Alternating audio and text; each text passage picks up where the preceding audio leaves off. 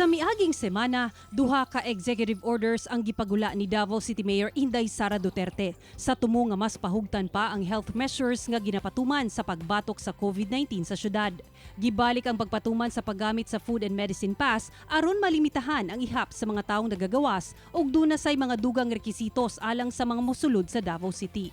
Tungod sa nagkataas nga kaso sa COVID-19 sa syudad, gipailam kini pagbalik sa General Community Quarantine kon GCQ nga subay na sab sa kamanduan sa National Interagency Task Force for the Management of Infectious Diseases. Mga kapuso, subay ni Ana atong makauban karong buntaga ang usa ka COVID-19 survivor aron i-share kanato ang iyang kasinatian, si Madonna Liaguno. Ma'am Donna, maayong buntag ug dayon sa At Home with GMA Regional TV. Kamusta na ka, ma'am? Yes, maayong buntag, Argil. I'm doing well. Maayong buntag sa ato ang mga viewers dinhi sa At Home with GMA Regional TV. And I hope na kamo na nagkatanaw karon na mo sa maayong panglawas. Ma'am, unsa ba ang sintomas nga imong gibati kung anong gikinahanglan jud ka nga ipailawom sa swab test? Yes, Argil. Sa tinuod lang tong October 26, naka-realize ko na wala na ko'y panglasa. Wala na ko'y masimhutan. Ma'am, can you please share to us katong higayuna nga gi-inform ka nga nagpositibo ka sa COVID-19 ug unsa ang unang nisulod sa imong huna-huna? Past 9 a.m. gitawagan ko sa ako ang phone. So yung anak siya na daghan kay siya intro. So I cut him short na anak ko na, "Sir, positive ko." So sa nagakurog pa yung tingog anak siya sa kuan na, "Yes ma'am, positive imong result sa swab test." So, motoring natulala ko. Today is Thursday, October 29, 2020. I got my swab test result ganihang buntag and I am positive for COVID-19 virus. Just cried the whole day sa akong kwarto during that time. Sorry for being emotional kaya nagabalik sa ako ang yun. Kaya naman ang anak mo na, why me? Man ko parang careful man ko. Wala ko nagpasigad-sigad ug laag. Kato. Sorry. Sorry ang anak ko sa kanilang na, is this a test or unsa ba? Ma'am Don, unsa imuhang mga kabalakan, ma'am, that time nga nahibal-an nimo nga positive ka sa COVID-19? Ang pinaka-first ginako na kanang grabe akong kulba was because tulo lang mi diri sa balay with my sons. Ang akong dakong kakulba is makatakod ko sa ilaha. Nahadlok pug ko sa akong mga primary contacts. Kay during that time, identified naman sa office kung kisa akong mga primary contacts. Grabe akong kaguol, nakalabang matakdan po na ako sila. I'm sorry, emotional ka ni. Tawag ani. Wala ko kabalo kung usay mahintabo, but I was very thankful kay negative sila tanan. Nga nakabuta ng Ginoo ba na safe na ng primary contacts na ako, safe po akong mga anak. Ma'am Don, katong gisundo na ka para ihatod sa isolation facility. Kamusta, ma'am, ang imuhang nahimong mga kaagi? Hi everyone, ako din sa SPNC for X-ray and blood extraction. Still waiting. I arrived there at past 9 o'clock sa buntag. Would you believe, 2:00 na ko nakuhaan o kanang dugo for a test. And then past 4 na pug ko na kuhaan og X-ray.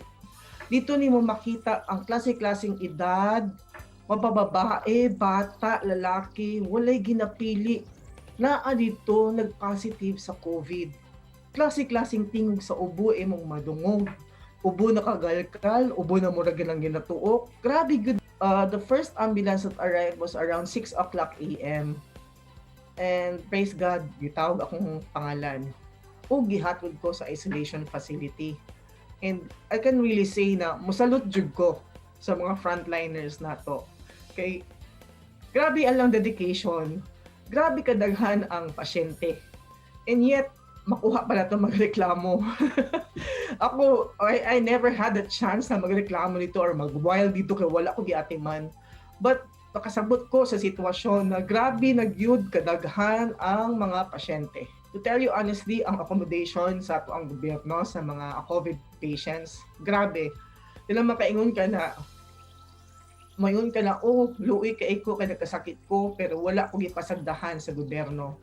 And thankful ko sa ato ang city government because nagkaroon gid og ka ng effort ba, makita gid nimo. Ma'am, gikan sa imong mga kaagi, gikan pa dihang nibalaan nimo nga positive ka sa COVID-19 hangtod na nga natapos ang imong quarantine. Unsa ba ang mga lessons nga imong nakatunan ug realizations nga importanteng masayran pod sa uban? I realized mas importante di ay na makatabang ta sa ato ang isig kaingon, na kana makabuhat ta og kaayuhan sa atong kapwa because anytime pwede na kita mamatay without us na naka-prepare or whatever. So kato big realization ka ito para sa ako ang part. Sorry. Nakanambang ayan dyan ko sa kinuuna. Lord, kung waan ko nimo, I'm not yet ready. Naghanap akong buhaton para sa akong mga anak, para sa akong sarili. So, ayaw ko siya, heal me Lord. Dili lang ako ang i-heal, kundi tanang pasyente na nagka-COVID. Because I know, napaka-challenge na ihatag sa kuha. And I promise, anak ko sa Ginoo na I will do good things. I will do good things for my fellow men. Ma'am Don, kay lagi daghan na o nagapost online, unsa imuhang mensahe sa kadtong nagapasagad na lang kay lagi dili na mutuo nga dunay COVID-19? Sa akong part ning ani recovered na ko. Kalang dako kay akong kalagot sa inyo ha. Ngano? Look at me. I am a living witness na naay COVID. Dili lalim na magka-COVID ka. Although, minor lang ganito ako how much more na sa uban na naggrabe gid ang tama sa lungs ug sa katong mga grabe laing pang mga sakit. To tell you honestly, ako usaw ka asthmatic, usaw ko diabetic. I am a very vulnerable person na makakuha na magrabe gid ang kanang sakit ako sa COVID. But then, thankful kaayo ko sa Ginoo kay kanang gipatilaw lang ko niya na kanang minor lang. So para sa inyo na dili magtuo, shame on you.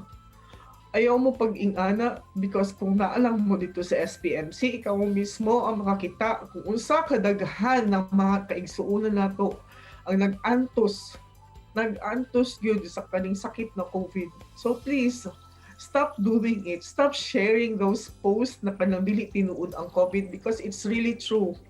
Ma'am Don, I'm very sorry for making you cry this morning. Pero laban lang yun ta, ma'am, o kinahanglan yun no, nga tanan kita mo sunod sa mga health protocols nga ginapatuman kontra COVID-19. Dahil yung salamat, Ma'am Donna, sa pag-share sa imuhang istorya, nga kakuhaan kayo og mga leksyon sa tumakapusong Mindanawan, ilabi na sa mga Dabawenyo. Og amping always, ma'am. Yes, salamat Argil. Tutok lang mga kapuso, mubalik pa ang At Home with GMA Regional TV. Kini ang At Home with GMA Regional TV.